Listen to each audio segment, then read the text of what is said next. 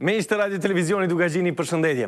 Është ky një termin jo i zakonshëm i emisionit Debat Plus. Do e zgjasim dhe do ju lodhim vetëm pak, por mesazhet që do jenë sonte në transmetim këtu tek Debat Plusi janë të jashtëzakonshme. Është ndihmë sekretari amerikan i shtetit, Matthew Palmer, i cili ka pranuar të jetë pjesë e emisionit Debat Plus për të përgjigjur lidhur me zhvillimet e fundit. Ai dje ka zhvilluar një sër takimesh virtuale me përfaqësues të institucioneve të Kosovës, përfaqësues të partish politike, por edhe përfaqësues të minoriteteve. Matthew Palmer, kënaqësi që të kam në emisionin tim. Faleminderit shumë. Thanks for having me. I appreciate the opportunity. About a month ago, Kosovo held free election. Vetëvendosje, a movement based on the final results, won 58 deputies, which means that there will not be a problem forming the new government.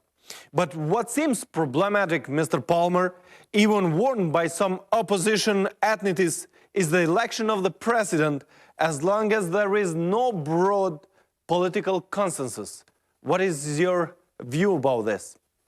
I mean, what we'd like to see a government formed, a government that can be a good, strong partner for the United States. We don't play favorites in other people's politics.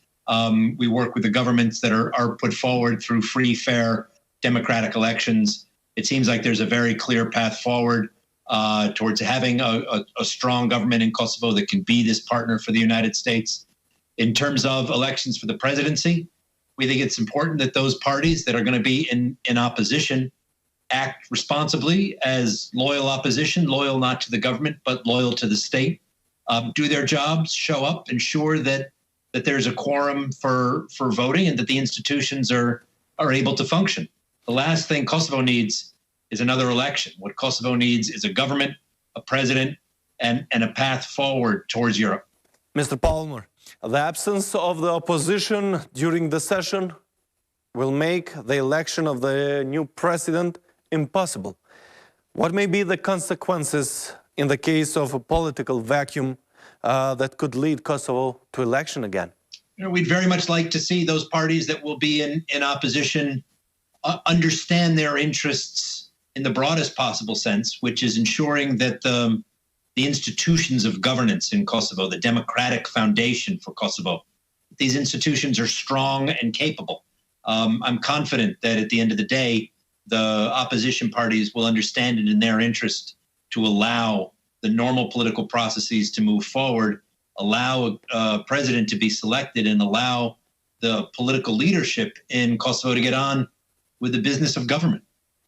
Mr. Palmer, is Vjosa Osmani, a woman who won over 300,000 votes, eligible to become a president of Kosovo? I mean, I'm certainly not the right person to pass judgment on any of that stuff. That's up to Kosovo's political processes. It's up to Kosovo's courts to determine who's eligible and who's not. I can't think of any reason why she wouldn't be eligible. I'm not going to pick Kosovo's next president. The voters are going to pick Kosovo's next president. They will do so indirectly through a process, a parliamentary process. But the Kosovo public has had their chance to express themselves, to express their will at the ballot box. And now what we'd like to see is the processes that are required, government formation, selection of the president, move forward, and let's get back to the business that matters, which is ensuring stability and prosperity for the people of Kosovo. The government is expected to be led by Albin Kurti, Mr. Palmer. Do you see Mr. Kurti as a suitable political partner?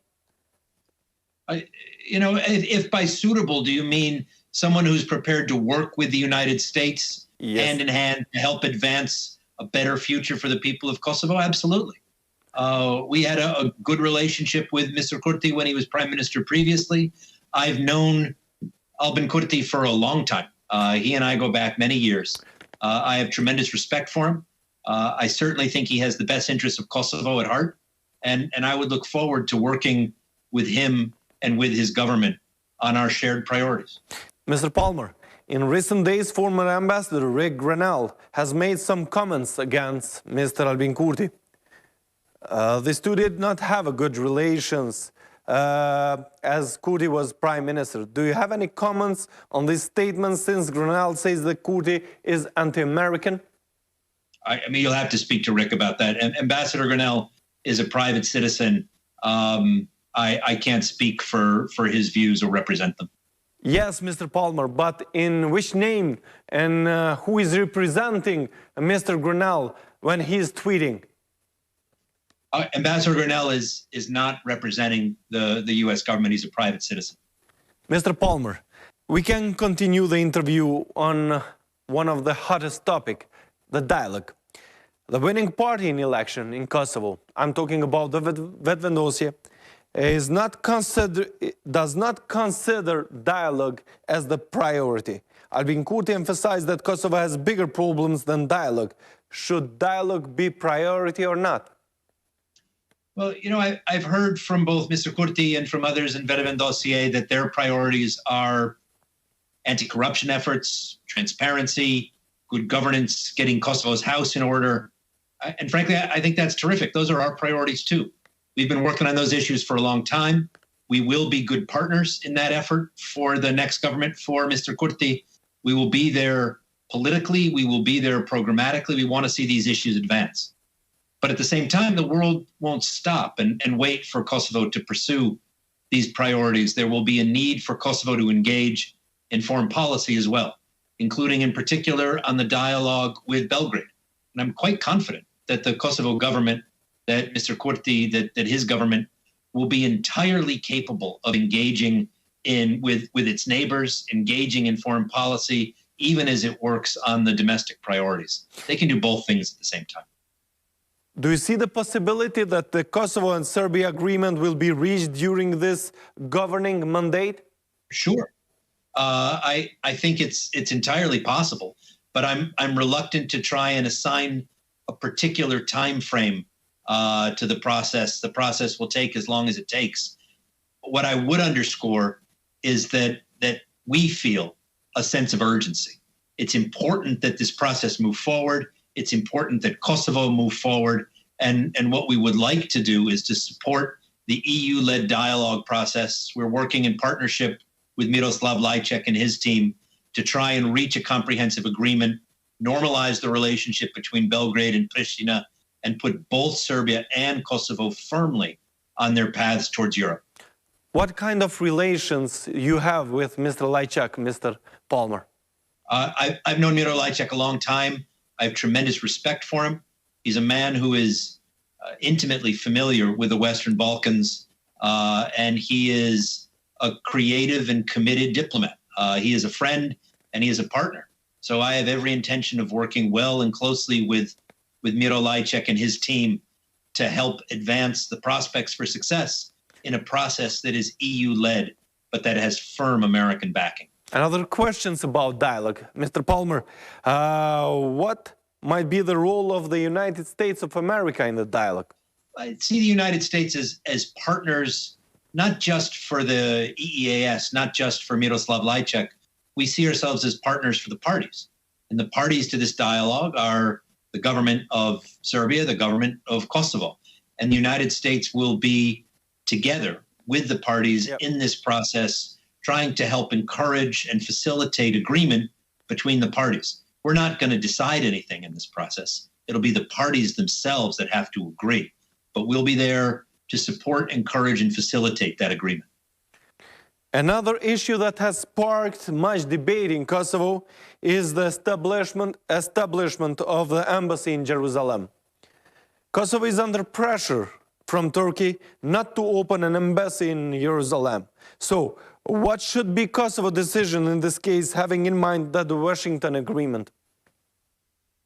Yeah, Kosovo is a sovereign and independent country, and it's really up to Kosovo and Kosovo's authorities to decide where they want to put their embassy. I can tell you that for our part, we have our embassy in Jerusalem, and that's where our embassy will remain. So, what to do, because we are in a mixed situation. We are allied with United States, which has embassy in Jerusalem, and we have a pressure from Turkey asking not to open and not to establish the embassy in Jerusalem. So what is your advice? I understand the challenge. Yeah. And what I can offer you is an understanding of what our position is, which is that we see Jerusalem as the capital of Israel. Jerusalem is where the American embassy is. That's our position. It's not going to change. It's really up to the government in Kosovo, the authorities in Kosovo, to decide where it is that the Kosovo embassy needs to go. What is the future of the agreement which has been reached in Washington on 4th of September, Mr. Palmer? I think that agreement is still valid, and I think that agreement has a useful foundation to it. And I think that Secretary Blinken has been clear that we intend to build on the work that has been done, the good work that has been done to promote normalization of the relationship between Serbia and Kosovo and a foundation for stability and prosperity across the Western Balkans. Is there any chance to have a new agreement in the White House between Kosovo and Serbia? I mean, I never say never, but the dialogue process that's currently constituted is one that's led by the EU, not by the White House. So I think when there is a comprehensive agreement and the full normalization of relations, I think there will be many opportunities to celebrate that significant achievement. Mr. Palmer, Albin Kurti recently mentioned the constitutional changes so that Kosovo can join Albania. I'm talking about Great Albania. Do you have any comment on this? We don't see Greater Albania as being the answer any more than Greater Serbia was the answer for Serbia. We have a partner in Kosovo, a sovereign independent state. We support Kosovo as a sovereign independent state, and we want to work to ensure that our partner is as strong and as prosperous and as capable as Kosovo can be, and to help Kosovo move forward to integrate into the international system as a member of NATO, as a member of the European Union, as a member of the United Nations. That's our vision for Kosovo's future, and it's one that I believe is widely shared across the Kosovo political spectrum. Mr. Palmer, thank you for this interview. Thanks very much for having me on your show today. I'm grateful for the opportunity. Thank you. Miq të radio televizioni Dukagjini ishte ky ndim sekretari amerikan I shtetit Matthew Palmer në këtë intervistë virtuale. Ne do takohemi të hënën, deri atëherë mirë mbeqi dhe miru takofshi.